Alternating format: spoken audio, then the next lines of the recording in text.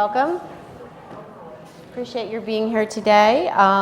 We are going to talk about Journey to Tomorrow, how a long-term partnership is answering big questions about future readiness. I'm thrilled to be here and to have our panelists with us this afternoon. To my left, Dr. Michael Hinojosa, Superintendent of the Dallas Independent School District, and then Polly Singh, the Senior Policy Officer with the Wallace Foundation, and Byron Sanders, the CEO of Big Thought. Unfortunately, our fourth panelist, Dr. Nicole Pinkard, had a last-minute emergency and couldn't fly, so she's not with us today. I know she sends her regrets, and I know she really was excited to be here, but hopefully we can talk about what her work is in this partnership. And obviously you can check out the bios of everybody who's with us today. So what we're here to do is to talk about an ambitious multi-year partnership that the Wallace Foundation has with the Dallas Independent School District, Big Thought, and Digital Youth Network City of Learning to close the opportunity gap for thousands of high-need Dallas public school students while fostering social and emotional learning skills that are going to help them navigate and succeed in school, fulfill their full potential creatively, and foster the competencies they're going to need to succeed as adults in the 21st century.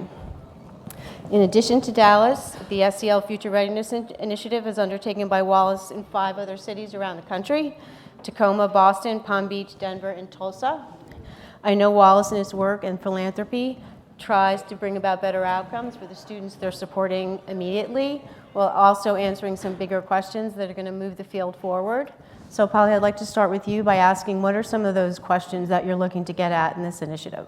Sure. So the key question that we're seeking to answer through this initiative in partnership with Dallas and the 5 other communities we're working with is that if schools and their out-of-school time partners focus on social emotional learning, do students benefit?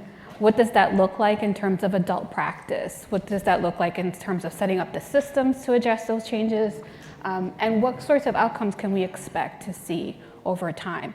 And we actually arrived at this question through a number of iterations of previous initiatives that looked at after-school systems. Can systems be created in urban settings to increase access and participation in high-quality out-of-school time programming?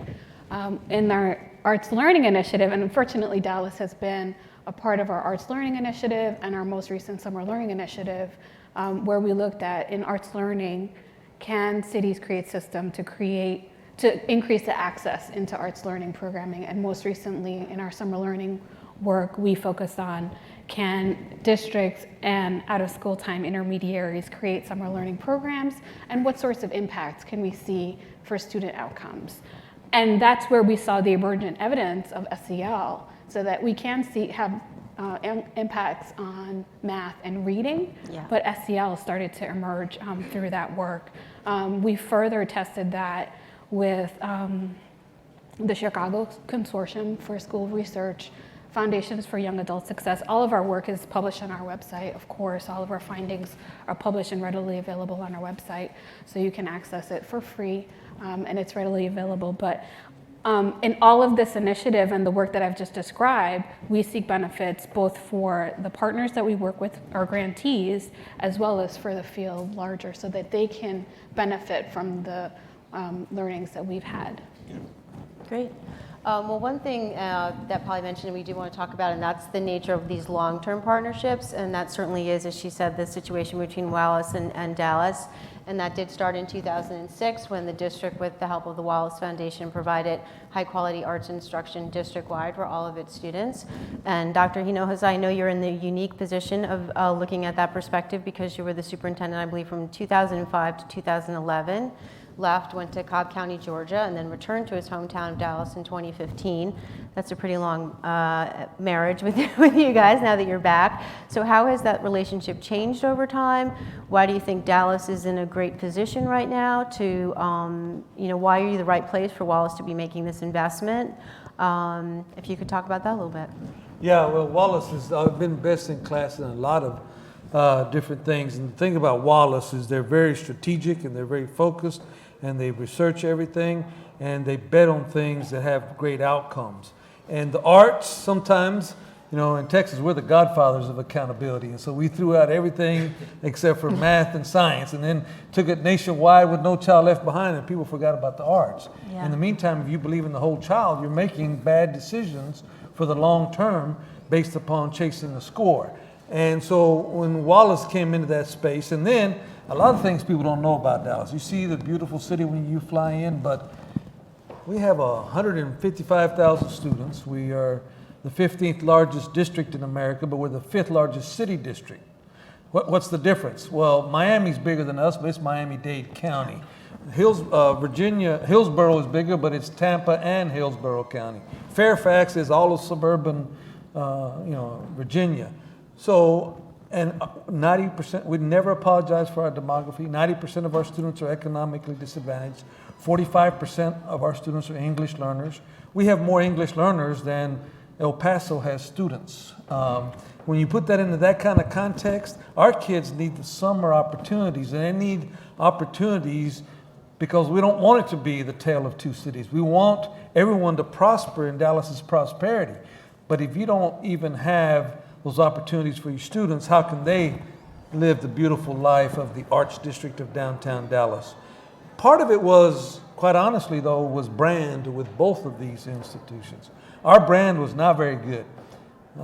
In the 90s, Dallas had 7 superintendents in 10 years. Luckily, the guy before me was Dr. Moses, and he was my mentor, and he stayed 3 years and he made the job doable. But before that, it was 5 superintendents in 5 years, and one of them went to federal prison. So we didn't have a brand that was very good. But what happened with Big Thought and with Wallace, we were able to attach to something that was good, that was sound, that was quality. And over time, then, we corrected our errors, and our errors were correctable. And now our students have benefited. And now I left and came back. I was so pleased that the relationship flourished and stayed while I was gone. And so now we have a much better chance for long-term success as we've discovered these things. But it was their brand that helped us get our act together and now have a fighting chance for success going forward. Byron, I know that you also have a long relationship with Wallace, and in fact, Gigi Antonio, your former CEO for 21 years, is now at Wallace is their director for learning and enrichment. As the nonprofit program provider, can you talk a little bit about your piece in that partnership and how Wallace has helped you achieve your goals, which are very much about the opportunity gap in the arts and creative potential? Absolutely. So, with Big Thought, we have evolved over the years, and every step in our evolution has been as a function of partnership. When we first started, we actually weren't even called Big Thought. We were called Young Audiences. So if anybody's familiar with the national network of Young Audiences, it was strictly arts education, bringing the arts back into the schools. Powerful, a mission in and of itself worth doing. But the thing that happened is, because of we opted into a deep relationship with Dallas Independent School District. And we opted into that even in spite of, the previous brand issues that Dr. Hinojosa had talked about, because we truly do believe that if we're going to be an effective organization in our city, you can't run from the largest institution in our city, right? That is our pipeline. That's what we had to do. And quite frankly, we think we are fortunate and blessed to. And every step along the way has pushed us to a new level of service. So we started off with just arts education, and then we got connected with Wallace on how do we build a system by which you can bring the arts to more kids at a high quality. Well, then that question evolved and said, okay, well, if we can do arts education, what about out of school time broadly? So then we got into a relationship and we grew an opportunity to build an out of school time system, which then evolved to, well, what about summer, right? And so each one of these questions, you can see how they were a build, and we got to, and the thing that we're so excited about, and Polly just talked about how from summer it's led to the SEL question that Wallace is currently asked. Every step along the way, we've been a closely held partner. But the thing that I would say is unique about Wallace and with Dallas Independent School District is how the partnership has grown, but it's we all know how it usually happens. You come in, there's funding for a big initiative, you do the big initiative, then the initiative's done, then the thing is gone, right? And everybody looks back with kind, fond memories of what just happened, but it's gone. The partnership with Wallace and with Dallas ISD has had sustainability because of a couple of specific factors. One, I would say leadership matters. If the superintendent is all in on the initiative, it happens because coordinating is hard. It is hard work, it's messy, it's technical. Also, it's high level technical. You get into the research and the data, but also it's really grinding too. It's boots on the ground, meeting with partners. If we don't have the all-in leadership and buy-in from the superintendent, it's not going to happen. So Dr. Hinojosa has been really critical throughout that entire journey. The other thing is with Wallace, their approach is unique among funders. They ask the question, but the other thing is they give you space to go out and try some things. They allow you to risk a bit because any question worth asking, if we know how to do it already, why are we asking it? So they're pushing us to go out and do things differently. And in that relationship, we've been able to try some things that have built the structures for us to be able to have sustainability after Wallace is done funding it. And there's some great examples that we could talk about in just a second. But for us, in our perspective, being that anchor that's a trusted partner between these institutions and the community has been really critical to being able to really make these things come alive, but also exist beyond the end of the funding. That's crucial. I was hoping you could also talk a little bit, since Dr. Hurd couldn't be here, about what City of Learning's piece is in all of this. And I know that they were deeply involved with summer learning. Yeah. And I also know some of the strongest data you have coming out of the early data coming out of this from student improvement is from the summer learning piece. So maybe could you talk a little bit about that? What is the fourth leg? Absolutely. Well, it's a perfect case in point of what I was just saying. So the latest initiative that we've wrapped up, we're in the middle of a research project on social and emotional learning. The latest one was with Summer, Dallas City of Learning. And so we were part of a cohort of organizations, and Dallas City of Learning ended up being our summer initiative that we've carried forward. Well, Dallas City of Learning is undergirded by a technology that is supposed to put the agency back into young people when choosing their pathways. That's the unique individual thing that we want to bring to the table. But when we're talking about what is the system effect, Dr. Hinojosa talked about the tale of two cities with Dallas. We're broken out into northern Dallas and southern Dallas. Southern Dallas is about 60% of the size of our entire city. You could actually fit all of geographic Atlanta in southern Dallas alone. So not only are we big, but we're big and we're spread out. That can present challenges for providing high quality experiences for kids across the entire ecosystem. So what do? Well, it takes a lot of partnerships. It also takes a lot of sophistication, and the technology that we had presented us a ton of data on knowing where the hot spots were, where the cold zones were, so that we, as partners, could then allocate resources to particular places that didn't have a lot of experiences. We've gotten a ton of data back from that because of this technology as well. And so when we go out, we're increasing access, we're increasing the dosage, we're increasing the quality, but we're doing so now at a scale that we'd never seen before. In 2014, when we first began the Dallas City of Learning element of our summer work, I think our total touch point was about 11,000 kids. We just got the data back from 2018 summer, and the total touch point was 96,000 students. And that's a huge chunk of data that we now have.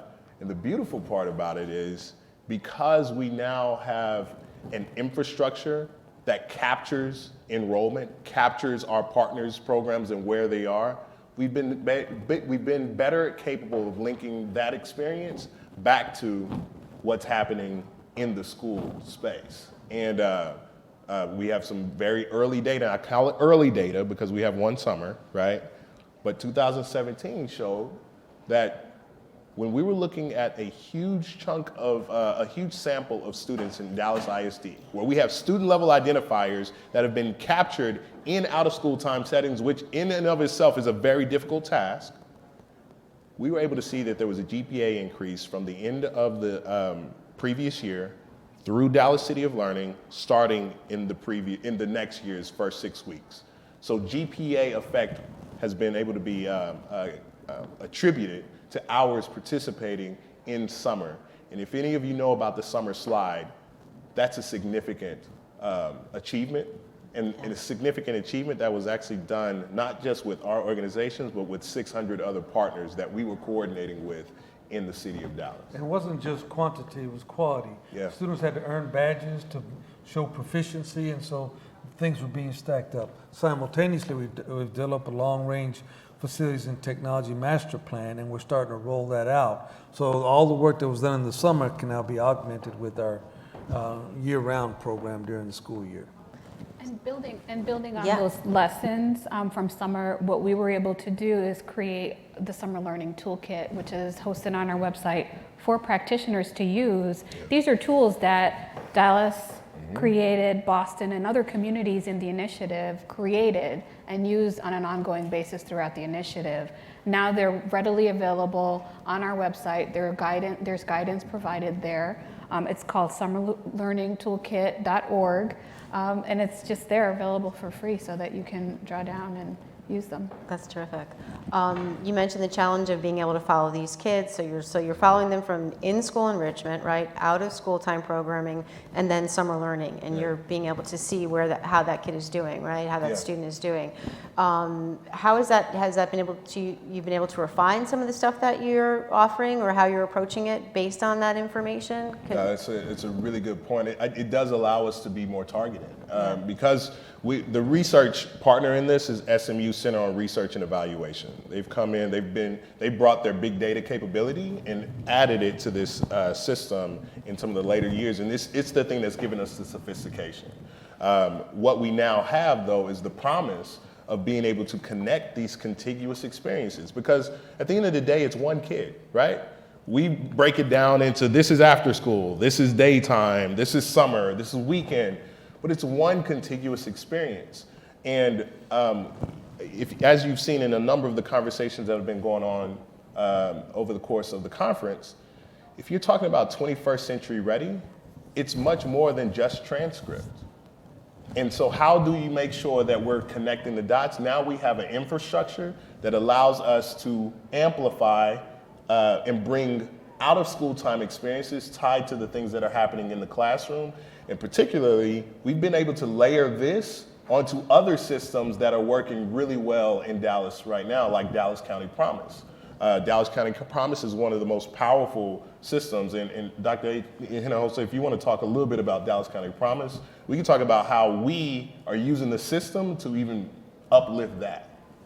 And the Dallas County Promise is that since so many of our students are economically disadvantaged, if you promise to fill out your FAFSA, and that we will get you in and through community college for free, and go to even the four-year university, University of North Texas at Dallas, and they'll do last dollar. So if you don't qualify for some of these grants, they'll do last dollar. So the promise is that if you do what we ask you to do and go through that process, you can get your bachelor's degree for free.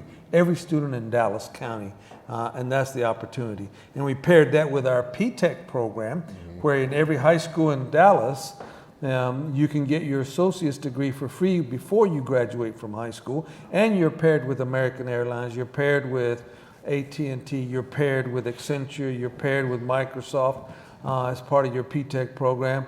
Now this changes, and now the kids have been doing this in the summer, after school, and now they're aligned with an industry partner, and so you have a complete path. But just like we're very unique that it's us three working together, same thing with myself, the community university president, and the community college chancellor. We work together, and that's another thing that it's difficult to replicate in other large cities.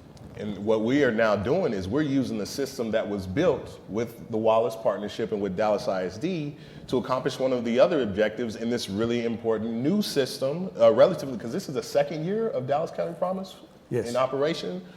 Well, signing the pledge is a key component to greenlighting that free college. What we're doing now, one of the objectives was how can we get kids to sign the pledge earlier? Well, we have this big ecosystem where we've captured, again, 96,000 students over the course of the summer. Wouldn't it be great if rising 8th graders in that ecosystem get access to the pledge in the summer through all of the partners, YMCA, Boys and Girls Club, Dallas Parks and Rec, now as a function of the things that they do to be a participant in Dallas City of Learning, they present the pledge to rising 8th graders. So we're starting to get rising 9th graders, people who just finished their 8th grade year, 9th graders being able to sign the pledge earlier so that it becomes part of the norm and culture of going on and understanding that this is going to be part of your pathway. And that's how these systems, its sustainability, it's more than just continuing what we did. We're able to build on its utility, and it's starting to scope and scale through in places that we didn't even know we would be able to use it for. But let me add one thing. During Hinojosa 1.0, we didn't have that brand with those 70 industry partners. That's right. But because of Big Thought and because of the reputation of Wallace during Hinojosa 2.0, we now have 77 industry partners that have signed a memorandum of understanding as to how they're going to collaborate with us at our schools to get our kids. And most of those are IT type businesses Yeah. Yeah, to have the what you kids ready at the end of the pipeline. People want to be with Dallas ISD these days, huh? Not always. But now they do. Well, just to broaden this for a second, Polly, you're doing this, as I mentioned at the beginning, in 5 other cities. I don't think all those cities have the community partners, right? What are some of the differences you're seeing in some of these other places, and is this the optimal model for this? Well, I think every city is doing what's optimal for them. Okay. Dallas is doing what's optimal for Dallas. And we have not gone in the way that Byron described earlier. We're not the foundation that goes in and says, we'll build it, we'll do this for a short amount of time, and then we'll leave, and then the work just goes away. We want the work to be institutionalized. And so in each community, they're leveraging existing resources and bringing them to bear and seeing what are the new facets that need to be created. In the case of Dallas, they're able to leverage existing resources, the Dallas City of Learning. They're able to build on institutions like Dallas ISD. We have Big Thought. I know the Department of Parks and Rec is also a major provider in the SEL initiative. So what are existing, and in each community, it manifests different. So there are some communities who are connecting it to their collective impact initiatives, and so on and so forth. And so in this way, we're able to look at what are the people, the process, and the data within each of these systems, and how could they each be leveraged and brought to bear on a community by community basis. And let me build on that. Because of this infrastructure, it was natural for us to dive into the social emotional learning piece. But we're not best in class in SEL yet. I mean, Austin and Cleveland have done phenomenal things in social emotional learning. The rest of us, Boston and the other cities that are Tacoma and others, that we're learning together, but we have this infrastructure that allows us to then move more quickly into the social emotional learning space, which our employers tell us, future ready workers. They need kids who are resilient. They need kids who are going to be able to power down if they feel the emotions.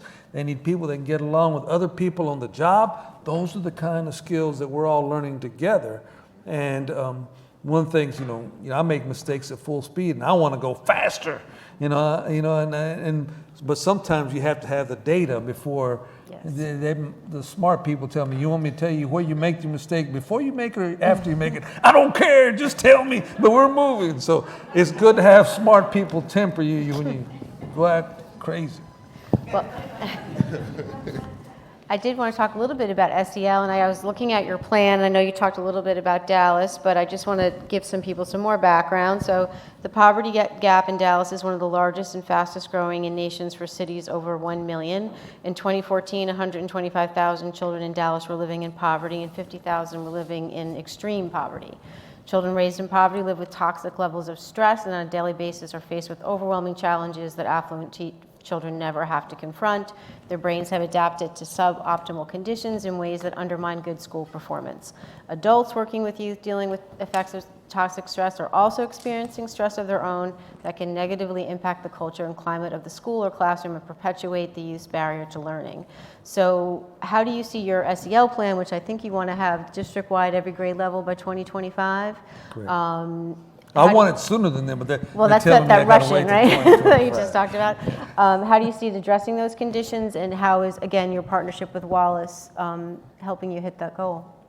They're very disciplined, and you know, we have a control group and a study group, and you know, and so we're learning this. And usually my board doesn't get along with each other, but they were 100% unanimous behind this project. They passed a policy. They're committed to it. We have a great partner with it. And then just the implementation. We decided we'd start with the adults so that the teachers would know how to deal with it before we took it to the students. And, you know, just, I mean, the only frustration is that we're not going fast enough because it's such, all the other schools that are not in the treatment of the control group, they say, what about us? Where's the good stuff for us? Same thing that happened with our P-TECs. That's why Dallas County Promise came up, is because those P-TEC kids were getting a free degree, but what about the rest of the kids? So that's kind of an interesting phenomenon, but that's the cost of doing business, and you got to do things right. And so we're very pleased with our progress so far, and we've dedicated staff to it because it's important to fund the infrastructure to make these things work long term. So this year has been dedicated to the adults, right, as you Well, said? year one, we're in year two, we're now getting down to the students, but yeah, we had to start with the adults. If the teachers don't know the concepts, then it just blows up on you if you don't start with the adults. So Polly, same question to you. How has the Dallas ISD work helped deepen Wallace's knowledge of this? Because I know you're interested in this across the board. Right. So Dallas's work works for what's happening in Dallas, right? And so they're adding to the demographic setting of all of the other communities in the system. So what works in Dallas might not necessarily be the same elements that work in a Boston or Tacoma or Tulsa. It's sort of like, how do you like your chicken? Mm-hmm. To phrase it, when we've worked in other city initiatives, when you go to, or how do you like your barbecue, since we're talking about Texas, I right? like chicken and chicken. How do you like your That's right. and how do you prepare it? What spices do you use? How does it present itself? You have the same ingredients, but whatever the dish you end up with looks different from city to city, context to context. And so this phase right now, as Dr. described, is our R&D phase. What does it work? How does it work? What does it take to put these elements in place? How do they come together? What does it look like? And you really get that chance to strategize and to make strategic decisions based on the data that you get in this early phase. And yes, it's 4 years in the early phase, but that's when you can really identify and go back and look again, so that as you go forward incrementally over time, you can make lasting change. Okay. I used the word marriage earlier, and we all know no one's is perfect.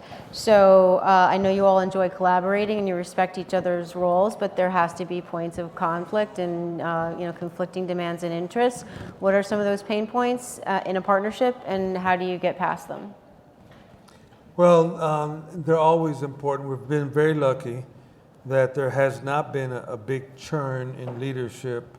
A big thought. Gigi was there for so long. Now Byron, he knows us, he knows the community, and he's coming on board. So that's been good.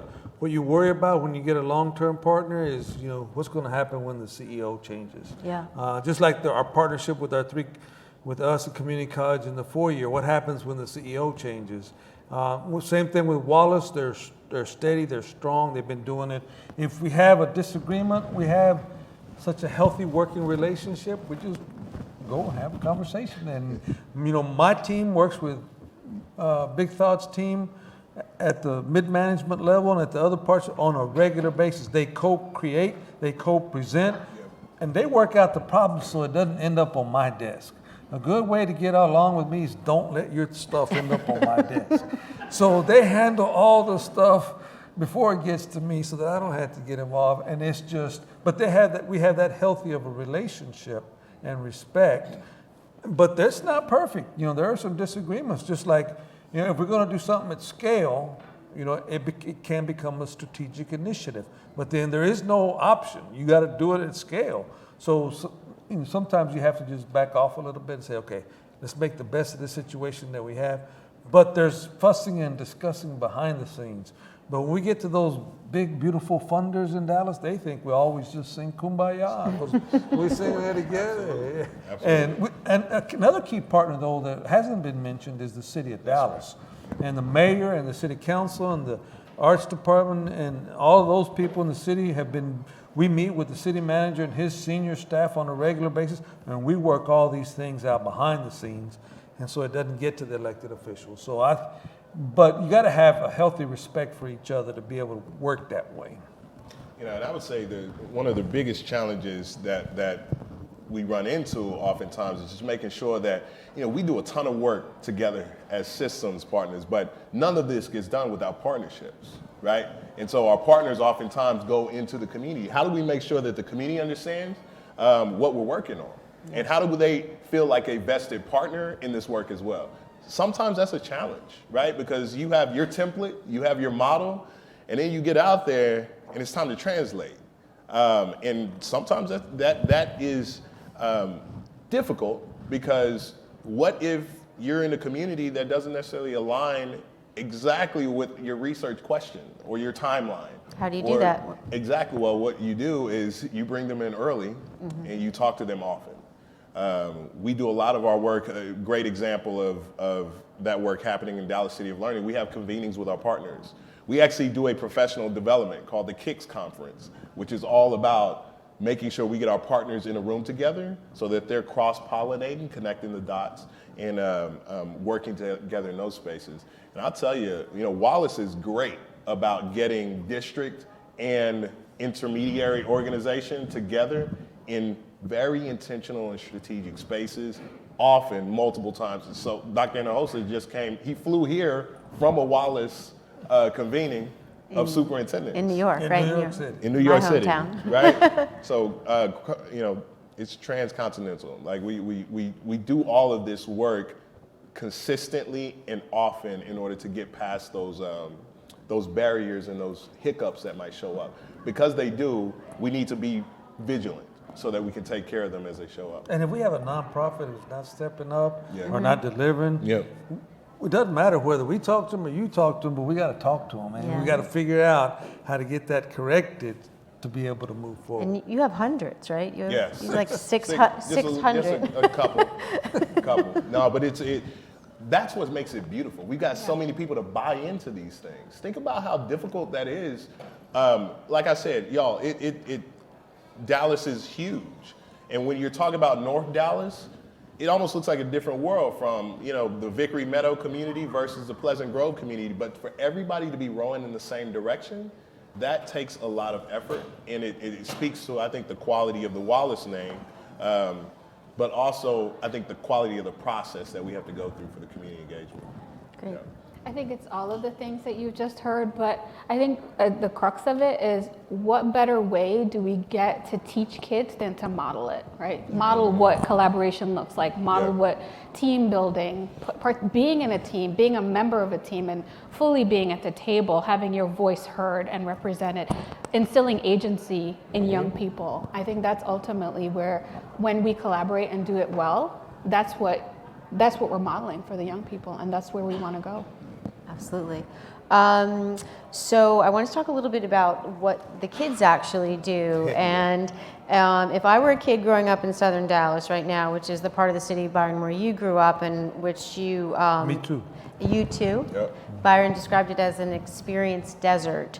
So, and if my life was touched by this initiative, what would I look back in 15 years and say, I got to do this when I was a kid and it changed my life? It's a great point, and particularly with the social emotional learning work that we're doing now. I'm going to tell you, one of the challenges with social emotional learning, as many of you all might have experienced yourselves, is getting belief sets to change amongst the adults. Dr. Hinojosa made a reference to this previously. When you're trying to get someone to buy into SEL strategies, oftentimes it's not difficult because you're teaching them a new skill that they have to master. Sometimes we have to acknowledge that this is in direct conflict with how they might have been raised. And I'm just talking with you about my own upbringing, right? Why are you crying? You know, that's like, what, you know, toughen up, right? Yeah. Just deal with it. Punch through. All of those things, that was grit. And you got grit because somebody told you to have it, right? That's where you got it from. We're in a new world now. Yeah. And so when you bring these new concepts to somebody, you're not just teaching them something new, you're teaching them something that their mother might not have done or might have actively disagreed with. We're in the Bible Belt, so for some of you all who don't know, even saying things like mindfulness or saying yoga, you'd be amazed at how many people were like, you know, not in this God-fearing house, right? You know, that's like a real thing that shows up. So when you're starting to bring these new concepts, you have to really connect with culture. You have to really think about what that is. And so for a kid I am excited about the notion that we're starting to make more mainstream these concepts that research and evidence has been backing for a long time. And we're figuring out how to do it in different communities. Case in point, when you're talking about social and emotional learning, for me growing up, you call me friendly, and that was an insult. That in some of our communities, it's like, hey man, that kid's acting really friendly. Like being nice is actually a threat. You make yourself a target. Suspect. You're soft. Yeah. Right? Well, wouldn't it be a beautiful world where a kid is able to recognize their full humanity, their feelings, be able to then talk about them, and God forbid, be able to help somebody else work through it as well? That's a better world. And for me, I went through some things as an adult that I don't think I would have struggled as much with if I knew social emotional strategies and I knew it was okay to lean into and discover how trauma has affected me. I grew up in a house of domestic violence. I grew up in a household where, you know, my dad was around, but he was in and out. I grew up in college. I made a mistake that actually got me kicked out of school. The kid who had done everything right. And I didn't know how to handle it. And I had to go through a dark period of time. But thank God I had some mentors. I had some of those buffers that we talk about in social emotional learning. But I had to go through this stuff as an adult. And you know, I would have saved myself a lot of time, a lot of heartache, and some of my other relationships a lot of heartache if I had learned these skills earlier. And for us to be making it the norm right now, I think it positions kids of color in particular and kids who've grown up in low-income areas in a much better way to own their voice, to lean into their full story, not be ashamed of it. Many times kids don't like to talk about where they're coming from. Once they finally even do get to college and they start talking about their resumes, they try and run away from that. They can own their whole self, step into life as their full self, and I think in doing so increase their power. And I would add a couple of things. You look at the title of this session, long-term future readiness. That's what you're trying to build. The experience those kids live, you're trying to build long-term future ready. Some kids have agency because they just have it. Some of their parents have all the agency. And some kids don't have it at all. And those are the ones that are not prospering in our city. And so somehow, that's really what that child needs to go through. And it's the whole child. Yeah. In a state that is really heavy-handed on accountability and, just how you do on a paper pencil test one time a year. How you were just with all your fellow superintendents in New York, as we mentioned. What are you hearing about this subject with your peers? There's a lot of excitement, and the fact that a few districts have done it well at scale, and the fact that so many others are now looking into it, and we need to make sure that social emotional learning becomes more than a buzzword. Yeah. That it becomes meaningful and real. And I think by this research, we'll be able to show people the path forward. But there's genuine excitement because it's not you're just, like on our own, we have a school performance framework that's even more rigorous than the state's accountability. Our school gets rated on 50% on state accountability, 30% on growth is how much did you move the needle from the time you had them, and then 20% is culture, climate, and survey. The students get feedback Do you do on your what we surveys? do our surveys of students, staff, adults. So we believe in the whole child, and so I think some of us that have been around long enough, we know we're accountable, but you got to do more than that to help a student if you want long-term, future-ready kids. That's what you got to do. You got to do the whole piece. Do you want to add to this at all about, What I will add that what Byron described, he's really talking about in research what we call the integrated identity, right? So that is when you're bringing your whole self. I'm Indo-Caribbean American. I was an immigrant child. I lived illegally here in the United States when I first came. I grew up in the South Bronx. Having the opportunity to talk about what does it mean to collaborate? What does it mean to have agency and to represent and to be your whole self and bring that to a conversation? I think that's what will be transformative about this work. There is potential there for sure. And we have the and because we're taking this as a learning journey and collaborating, that's when we're able to embed it even further and to really go really deep with what we learn. definitely. And the other good thing about Wallace, they've told us, if we're studying the wrong stuff and we made a mistake, okay, so be it. Others, foundations have pushed certain things and then they said, oops, that didn't work. And even though they're trying to make it work, it didn't work. So that's very refreshing that, hey, we're going to find out if this stuff is really real or not. Well, we're supposed to treat failure and success as the same, right? Isn't that the message? That's right. And the thing is, I mean, we know how it works. We're all hip to the game. If there's a huge pot of money out there and they're saying, hey, this pot of money is for this specific thing, I'm like, I do that thing. I do that. I've done that thing for years. Let me figure out some things out and I'll get a proposal to you, right? Like that's how it happens. Yeah. And because Wallace comes in with not saying do this thing, but asking a question and then allowing you to structure and you to identify what's going to be best, like Polly said, for your community, man, it's a breath of fresh air. Oh, and then you can go back to them and tell them that what you did didn't work. And they're like, okay, I'm not pulling funding. I'm going to work with you through it. That's different. And that's why I think the long-term partnership has really worked. And the thing that I want to really highlight is this. When you do that, I told you we went from 11,000 to 96,000.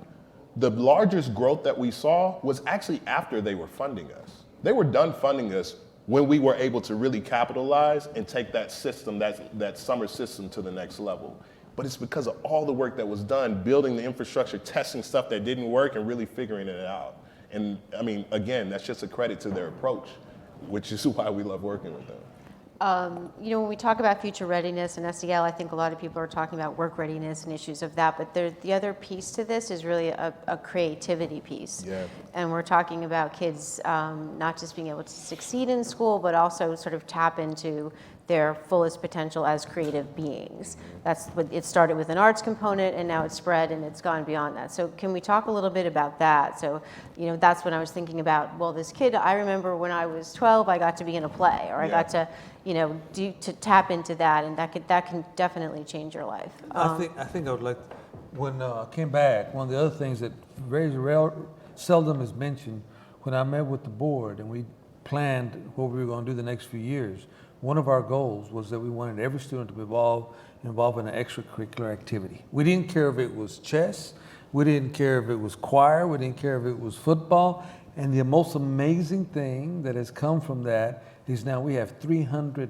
robotics teams, and the kids have just fallen in love with the robotics thing, and it's natural and they love it.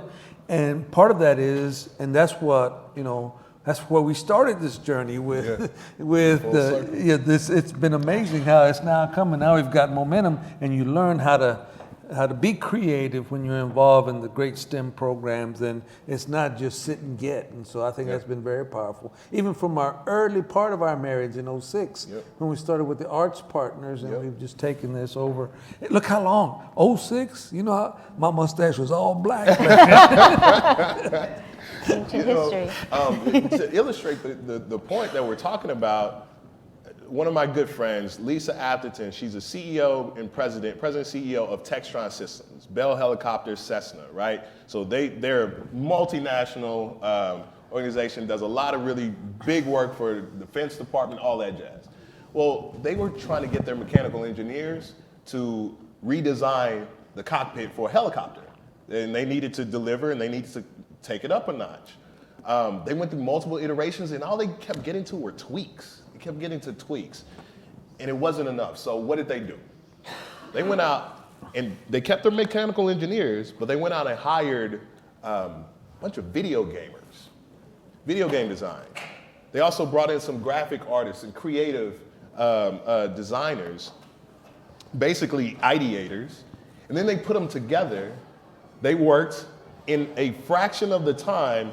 They came up with some off-the-wall stuff that looks like Minority Report, right? Like just some very futuristic interface that's completely reinvented what this cockpit looks like for the pilots, and now they're, again, being very competitive. So you think about what they had to do in that, right? The mechanical engineers, let's think about what they probably did for their education. They probably, like, hey, you're a math guy, right? Or math lady, usually math guy, because that's what we say to boys instead of girls, oftentimes, which is another issue. But hey, why don't you're probably good in engineering. So they kept going, and they kept going, and they only kept taking engineering classes and engineering classes and engineering. And what oftentimes is lost is the creative component, the creative muscle is built from multiple disciplines, and having access to multiple disciplines, multiple topics, multiple things that invest in your humanity, and then you're able to make these connections between a lot of typically disparate ideas and concepts. Wouldn't it be great if we had mechanical engineers, electrical engineers, and future engineers who are capable of thinking outside that box just as a form and function of their default way that they attack problems? Perfect example, Conrad High School has an industry partner, GameStop, and SMU Guildhall. You can get a graduate degree in gaming at SMU. They're the industry partner at Conrad High School. It's a niche for those kids, and you can choose to go to that school or not. But for those kids, they're going to get what Byron just described. Exactly. So when we start to do that, we're also preparing them for a world that's so dynamic we can't define it. Because 65% of kids today are going to be working in jobs that don't yet exist. That's from the U.S. Department of Labor. So how are you going to tell an 8th grade teacher, teach them exactly what they're going to need to know in 10 years? Right? Tell that to somebody who was teaching a kid, then the iPhone came out. Now what? Right? The world is completely different. If you give them access to creative exposition, then you're building a skill set, the resiliency, to be able to step into a world that we can't yet define. Because it's evolving at such a much more rapid clip. That's actually the only sustainability that we have for human beings in the workforce, given where technology is going. Well, last question, and we're talking about the future, so I'm going to ask this to Polly. These are really complex issues to deal with adults and students' emotional well-being. What are you hoping is going to push forward from this Dallas initiative? And I know you said every place is different, but I think sometimes we look at big urban districts, we think they're dinosaurs, we think there's no great hope there, but there are dynamic things happening. So what is the message you'd like to take away to move forward for other places that are thinking about this stuff? I think that data and looking at data and spending the time that Dallas has been spending to reflect and thinking about using that to inform what is the next step, what can we look back on and learn from to move forward, knowing that there's so much to learn from when you look back. I think in all of that, and because there are institutions, when you think about the people, process, and data, knowing that there is permeability when you start to ask questions. who is left out when you look at the data? Yeah. What processes are not addressed? What's been left out? Who are the people that need to be engaged that are not at the table? Those are the kinds of questions that I'm hoping through this initiative we'll start to identify. What are they? Who's missing? What is missing? And how can we do this strategically in a way that will bring in everyone so that they are included? And I do want to answer your earlier question. Yeah. In terms of 15 years from now, I want kids to remember that they learned empathy. They learned to be resilient. They learned that, okay, you know what, this morning I had a really bad bus ride, but I knew to take a meta moment, a moment to myself to say, I can breathe and I can move on and I can reflect and say, you know what, that was at this morning and it was an isolated event, but next thing will be better and I will make it better. But those are the kinds of skills that I want kids to learn through this initiative and to grow from. And I think that there's tremendous opportunity here. Thank you. Well, I actually had a bad moment myself because I never introduced myself. I'm so sorry. So my name is Kathy Moore. I'm an executive editor with The 74. We're a digital news site that covers education in America. Thank you all for coming this afternoon. Thank you all for being here, particularly getting on a flight from New York. And I hope you found it worthwhile. Good afternoon.